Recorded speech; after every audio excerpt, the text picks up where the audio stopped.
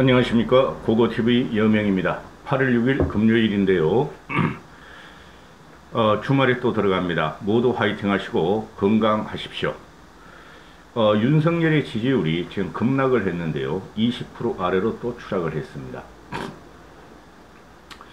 이게 제가 말씀드린 대로 너무 강성 우파 유튜브 세력을 등에 업고 정치공학과 정치공작적으로 이준석을 저격하면서 이준석을 따시키면서 하는 게 지금 나타나고 있어요. 윤석열의 지지율은 급락을 했지만은 국힘의 지지율은 올랐습니다. 그리고 지금 현재 고고TV가 이런 방송을 하는 것은 대권을 가져오기 위한 거예요. 문재인 정권을 쫓아내고 우리의 정권을 찾아오고 우리가 빼앗긴 덜을 우리의 세상으로 다시 만들자 하는 것인데요. 보수가 개혁하고 보수가 개혁 안 하면은 상당히 힘들어집니다. 그럼에도 불구하고 이준석이라는 신세대 정치인이 나타나서 반드시 우리는 대선에 압승을 할 것이라고 제가 말씀을 드립니다. 이게 8월 3일에서 5일까지 그러니까 어제까지 갤럽에서 조사를 했어요.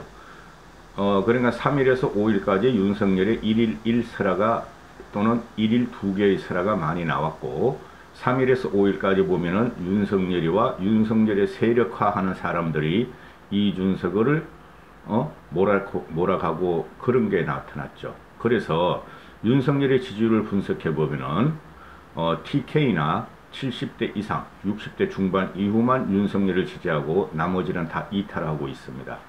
윤석열 진영에서는 심각하게 바라봐야 하며 장제원이 같은 그런 떨박한 총괄실장은 잘라내고 다시 재정비를 해야 될 것입니다.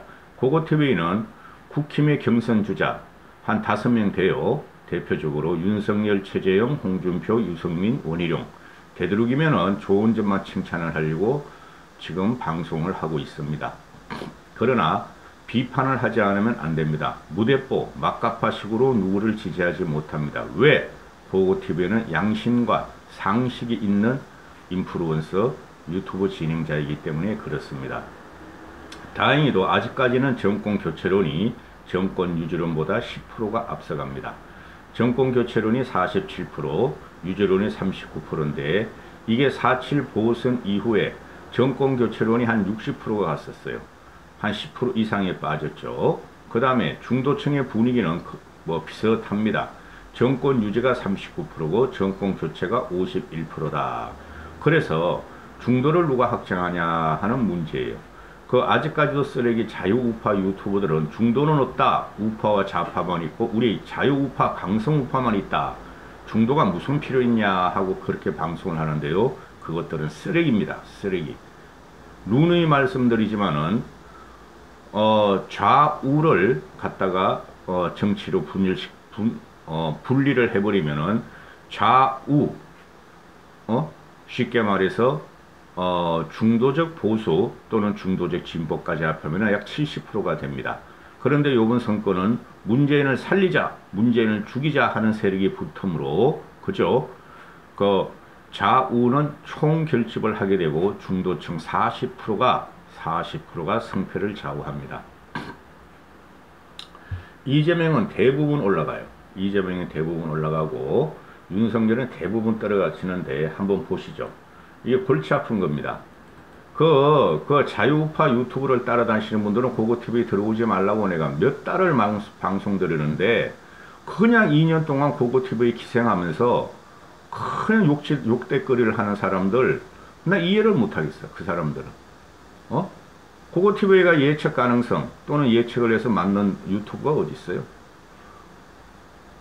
그리고 이준석이는 지금 전국의 중심에 있어요. 일부러 띄우는 게 아니에요. 고고TV가.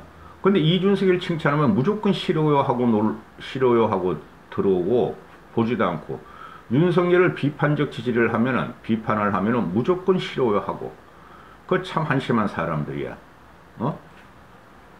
윤석열의 지지율이 올라가고 국힘의 지지율이 올라가면은 환호하고 윤석열의 지지율과 국힘의 지지율이 떨어지면은 사기다, 조작이다, 여론 조작이다 그러고 참 한심해 그 사람들 보면은.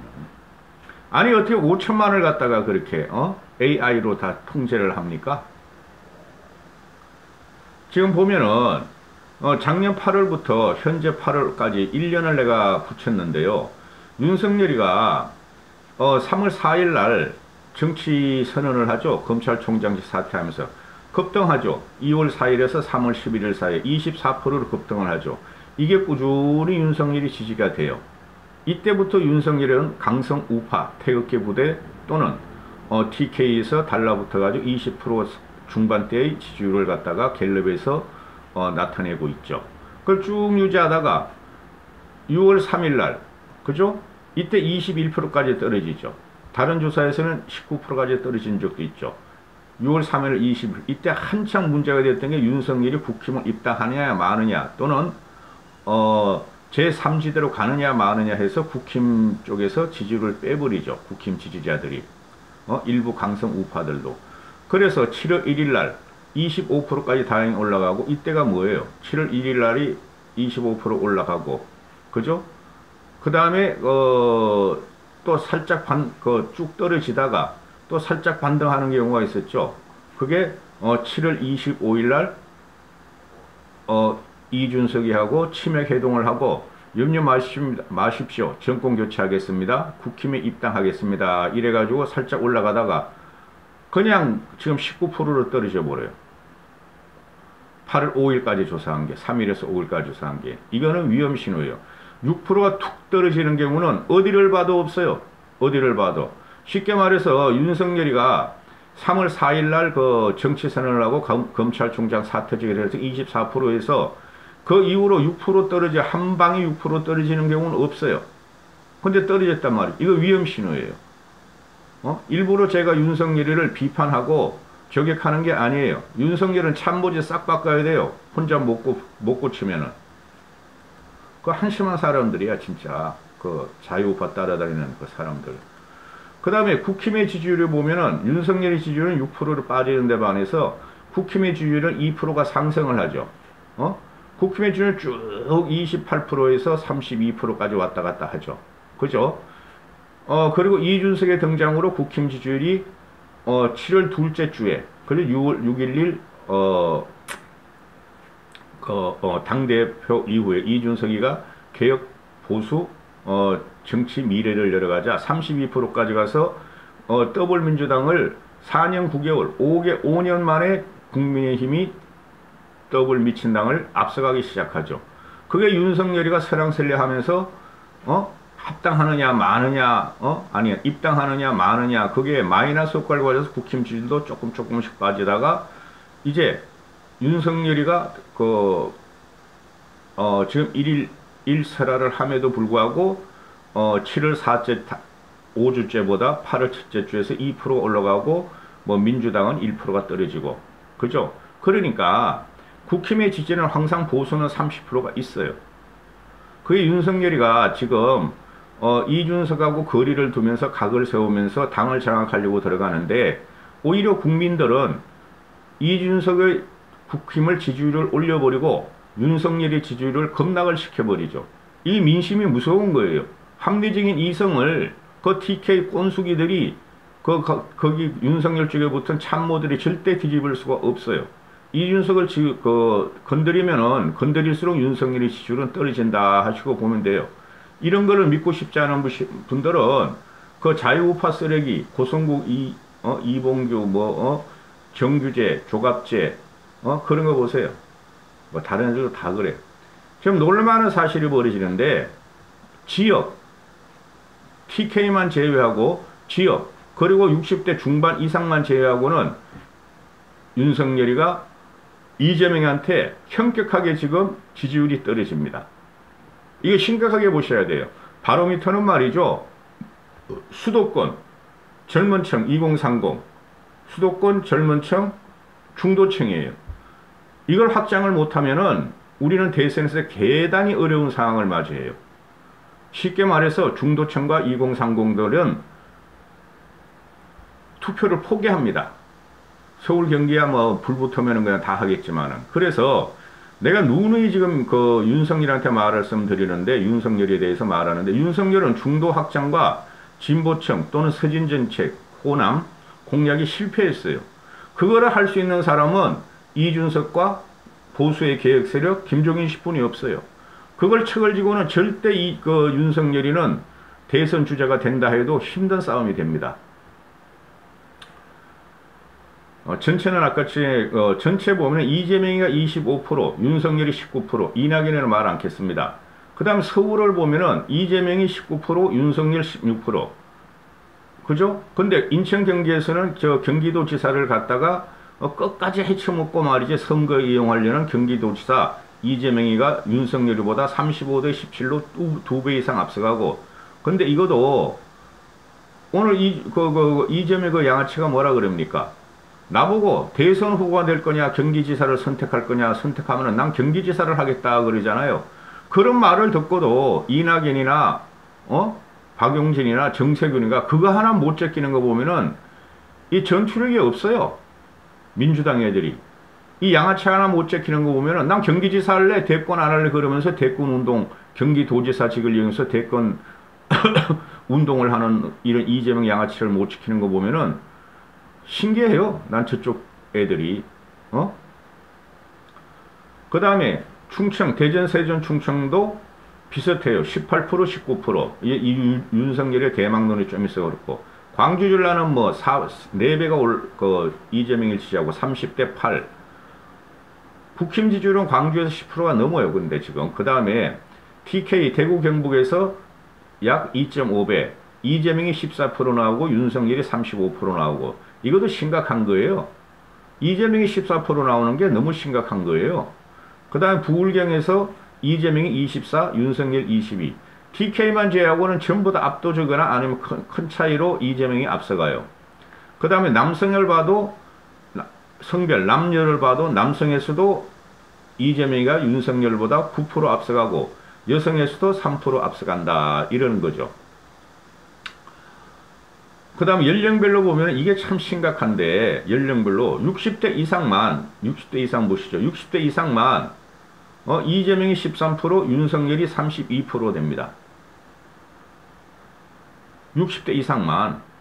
그런데 18세에서 29세, 20대는 이재명이 13, 윤석열 9, 30대에서는 이재명이 30, 윤석열 14, 두 배 더블로 앞서가고 40대에서는 이재명 45, 윤석열 9. 이건 뭐야?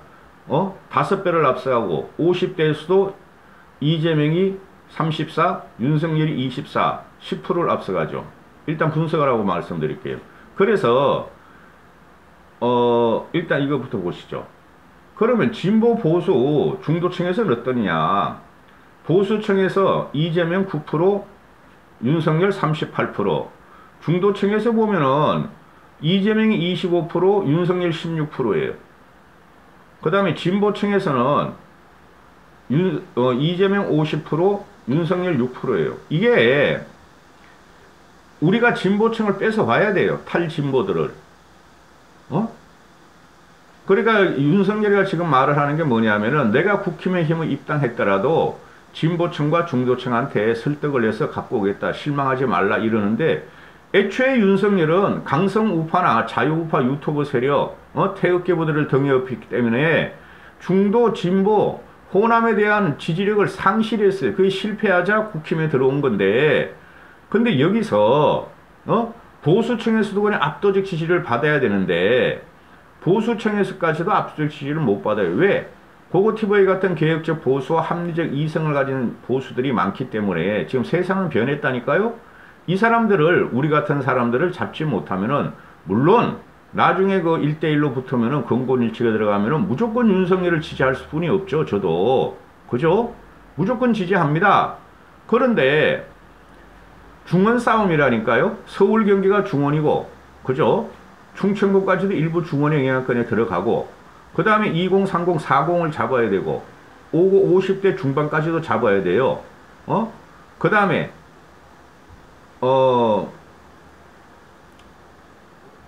서진 정책을 펴가지고 호남에서도 한 15%, 20%를 가져와야지 이기는 결과가 나오죠. 마지막에 가면은 틀림없이 저희는 이긴다고 봐요. 그러면은 대선 후보가 국힘에서 누가 나오는가는 문제가 되는 게 아니에요. 지금 윤석열의 행보나 지금 윤석열이가 설화에 의해서 그죠? 말 실수해서 그런데 그걸 전체적인 센텐스를 보면 윤석열 의도는 그런 게 아닌데 그게 좌파의 특기인데 어떻게 해요? 말꼬리 잡고 뭉개는 거 그리고 말꼬리 잡고 그 사람을 주저앉히는 게 좌파의 특기인데 그걸 갖다 제대로 방어를 못하고 있죠. 그죠? 일단 뱉은 말과 기사화된 것은 고칠 수가 없으니까 중간 뭉텅이만 딱 잘라가지고 그렇죠. 기사화될 수뿐이 없죠. 그거 다 실을 수가 없으니까. 그리고 기자들도 잘 보고 만나야 되고 그럴 때 참모들이 필요하다는 거예요. 윤석열이가 인터뷰할 적에 참모들이 옆에 붙어가지고 아 이런 말은 나가면 안 된다.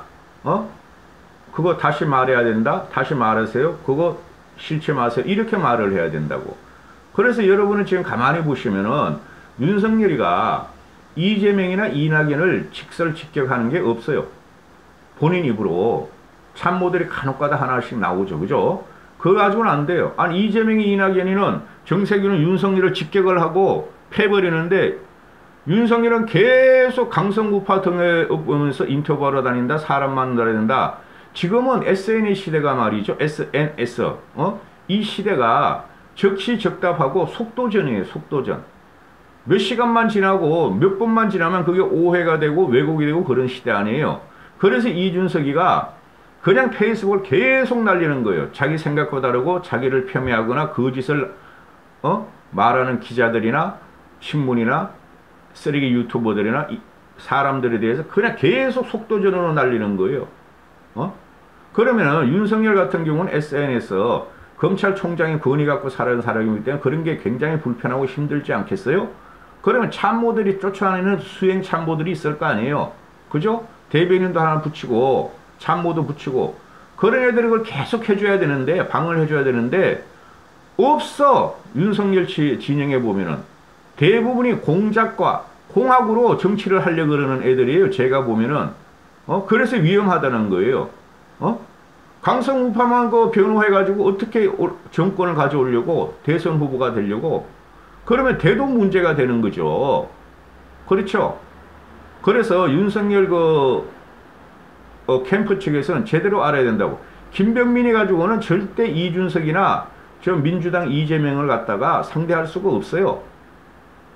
그런 중도적인 김병민은 보수 중도적인 인식을 갖고 있어요. 근데 아주 잔인한 공격을 못해요. 걔는 말을 풀어서 막 중언부언을 많이 하죠.